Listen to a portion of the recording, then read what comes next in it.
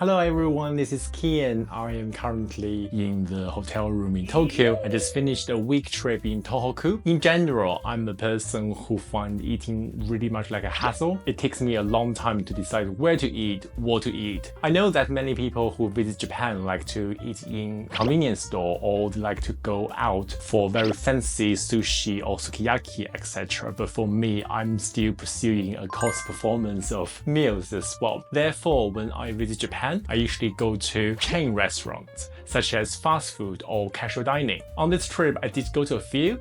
In this video, I am just sharing a few of the chain restaurants I visited on this trip.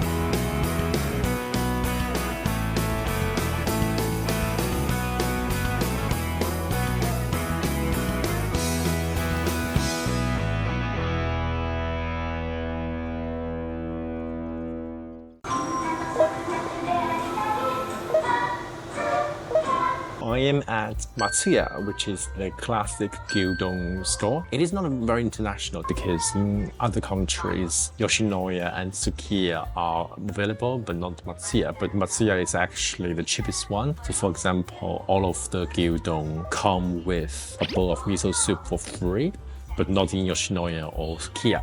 This store I am at is quite special. I didn't realize it's actually Matsuya and Matsunoya. So Matsuya sells gyudon and Matsunoya is a katsudon shop. Oscar ordered the kimchi gyudon from Matsuya. So it's gyudon and he added a onsen tamago, some side pickles.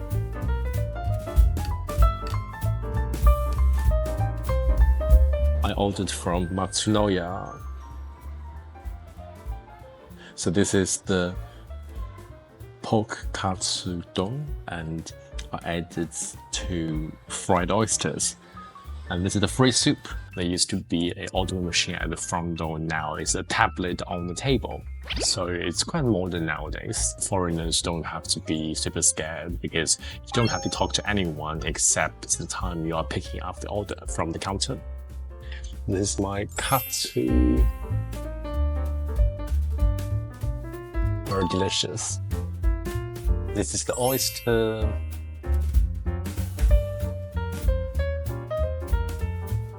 Yeah, it tastes really good. I just realized one thing is that the sauce for katsudon tastes the same as gyudon. So I think it's actually probably the same seasoning base. I think Japanese food is actually very repetitive from dishes to dishes, always milling soy sauce and cooking sake and also katsuo. So it's very easy to replicate and I guess bulk cook all of the dishes in store.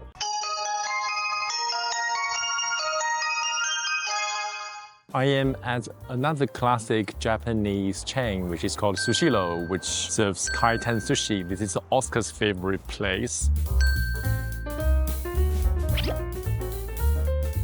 355のお客様、QR リーダーにお呼び出し番号札をかざしてください。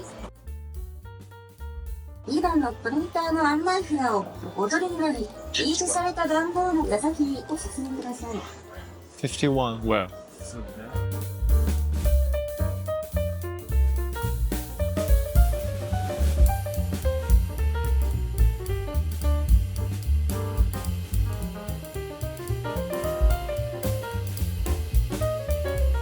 We're sitting down now, all of the orders can be placed through a tablet. The reason being is that there was some scandal during COVID that some kids were spitting onto the sushi. Afterwards, all of the conveyor belt sushi chains have changed how they are serving customers. So everything has been placed and then they will be delivered to our table. The tablet has multiple languages. It's possible to change from Japanese to English, for example. My table color is red, so I should only pick up the red colored orders when they pass through our table.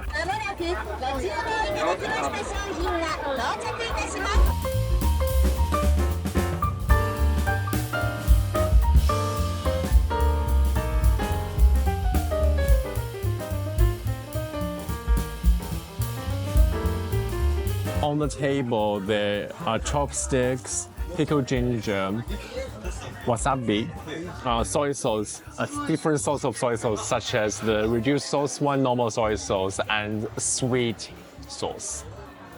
And there's also green tea powder as well. The sign is also supposed to be designed in a way that it's possible to drop just 1 or 2 drops on the sushi. So like this. Yeah, I love scallop. I'm really glad I have the double-sized scallop. Overall, I think the setup of this Titan sushi would be very fun for anyone who visits Japan for the first time. I think it's also fun for kids as well. It could be a bit overwhelming. However, I think for people who visit Tokyo and Osaka, like those big cities, they are doing the bilingual things there much better than here. I mean, I'm in a renting place in Tohoku region, so it's more Japanese, I guess. But I remember when I went last year with my parents in Tokyo, they had all the signs, etc. in English. So yeah, that's very easy for visitors. Apart from sushi, Sushiro also offers hot food, such as udon, ramen, fried food as well. Because traditionally, when Japanese food has sushi, they also prefer to have something warm to go with it because it's too cold otherwise. I just ordered some udon, and for me to have udon, shichimi is definitely important. It's always coming in some sachet like this. This is a crab cake, and that's Oscar's favorite item in Sushiro. We just finished eating. The entire experience at Sushiro is just really smooth, very convenient and stress-free. For family, for friends, for group, you can stay as much time here as you want.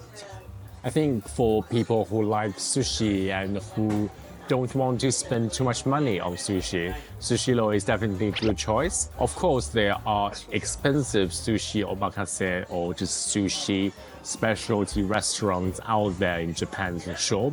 I do recommend trying those as well. But I think for cost performance wise, a chained conveyor belt sushi is definitely a good alternative, or it could be a quick lunch or something. It's time to pay for the bill. I just press the bill function on the tablet. All I need to do now is to use the receipt I got from the entrance. There's a QR code there. So on top it says, this is an information ticket, but also a bail ticket. So all I do is scan the QR code at the entrance to pay. We spent about 4,800. So I think sushi is not cheap in Japan compared to other food. It is cheap compared to sushi in other countries. But every time Oscar and I come to Japan, we only have like once because it's not cheap.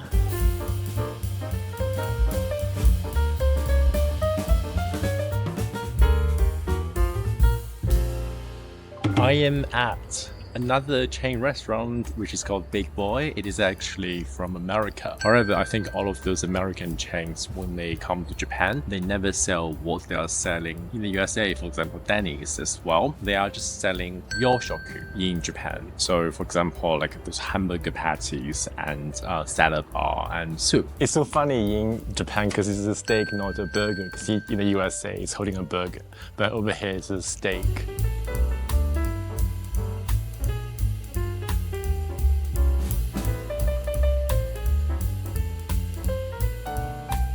Oscar and I each ordered a menu item from the lunch menu, and we also added a very tiny amount of money. It's only 390 for the salad bar and soup bar. It's unlimited, and 390, that's just crazily cheap.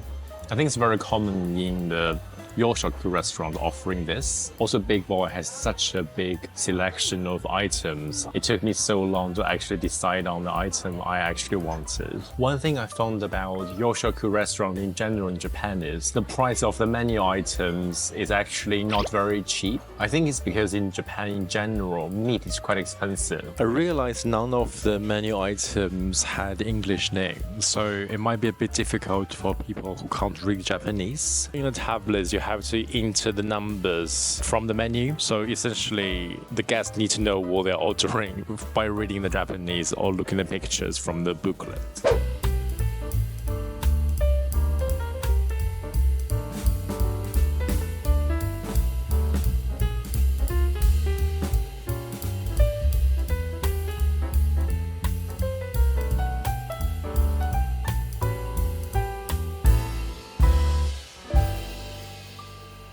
Washoku Sato For our last night in Japan, we are on the way to a restaurant called Washaku Sato. It's essentially a restaurant which serves everything Japanese you can think of. They have sushi, yakiniku, sukiyaki, basically every single thing. And we're going to do a Sato style yakiniku.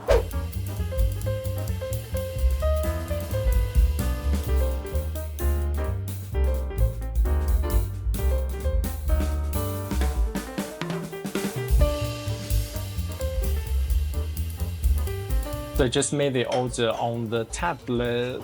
Tonight, Oscar and I are having the all-you-can-eat tabehodai. We also added a soft drink, all-you-can-drink. Washaku Sato has other single-order items as well. This is my third time visiting Washaku Sato. There's a brunch literally not far away from Haneda Airport, so if you have to spend the night near Haneda Airport due to connection or whatever reason, may give it a go. It's actually pretty good. There are so many choices of different Japanese food you can imagine. The setup has arrived. I ordered the Sato style yakiniku. It's literally a yakiniku at the center, and then at the bottom is the shabu shabu. I'm starting putting veggie in the shabu shabu area.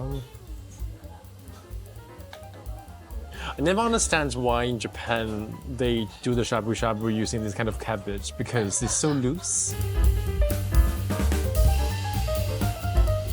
Also, bean sprouts as well. It's just a very weird veggie to be in shabu shabu because they just get lost in the pot. So it's a bit difficult to eat, I feel like. I find this satoshiki yakiniku really fun because the pot is very interesting. I can do multiple things at the same time. But here comes our servant. How cute. That's everything? Yeah, so come little.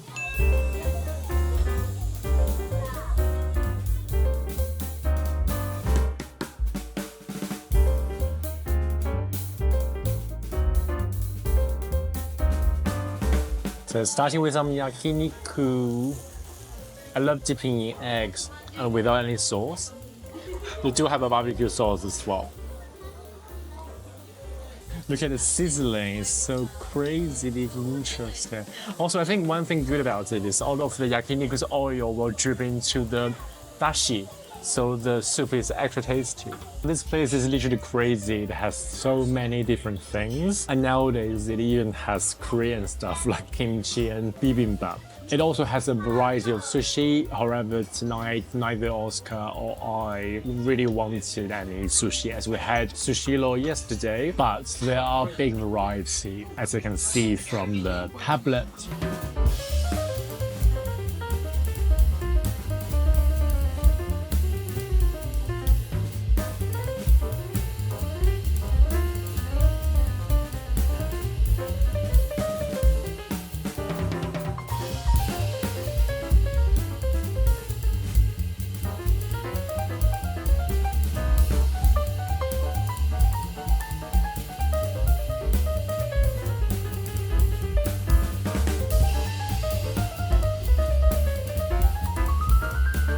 I'm literally so full, but I'm still having some taiyaki to finish off my meal. And there's also some soft ice cream as well.